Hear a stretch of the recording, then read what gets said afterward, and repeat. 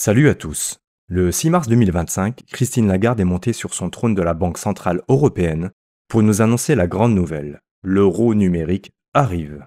Enfin, si les marionnettes de Bruxelles daignent lever la main au bon moment. Officiellement, c'est une révolution. Dans les faits, c'est plutôt un cauchemar sous cellophane. Une monnaie traçable, programmable et surtout contrôlable. Chaque centime que vous dépensez passera sous l'œil vigilant de la BCE. Un achat jugé non conforme, bloqué. Un retrait suspect, signalé. Une donation à une cause qui dérange, gelé.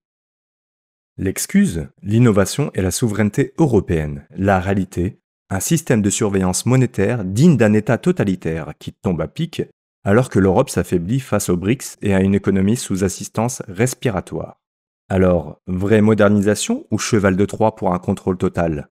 Écoutez Lagarde réciter son script et jugez par vous-même. Et surtout, dites-nous en commentaire, avancée technologique ou prison numérique? Likez, partagez et abonnez-vous. Sur votre deuxième point, j'ai tendance à partager votre avis.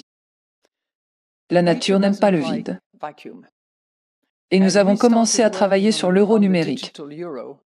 Il y a un certain temps, en fait quand j'ai commencé mon mandat, il y a 5 ans et demi, et je ne prétends pas, vous savez, une parentalité sur l'euro numérique, parce que mon collègue, Benoît Cœuré, avait déjà prononcé un discours sur cette question avant mon arrivée.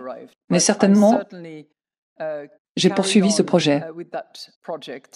Et par la suite, Fabio Panetta au Conseil, et ensuite Piero Cipollone, qui a remplacé Fabio, ont, vous savez, pris la tête avec une très très bonne équipe qui se concentre sur l'accélération du rythme.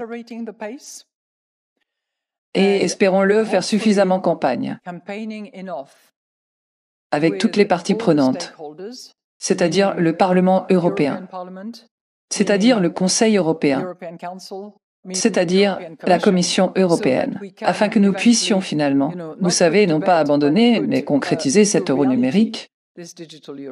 La date limite pour nous sera octobre de 2025, et nous nous préparons pour cette date limite. Mais nous ne pourrons pas avancer, à moins que les autres parties, les parties prenantes, comme je les appelle, la Commission, le Conseil et le Parlement, ne finalisent le processus législatif, sans lequel nous ne pourrons pas avancer.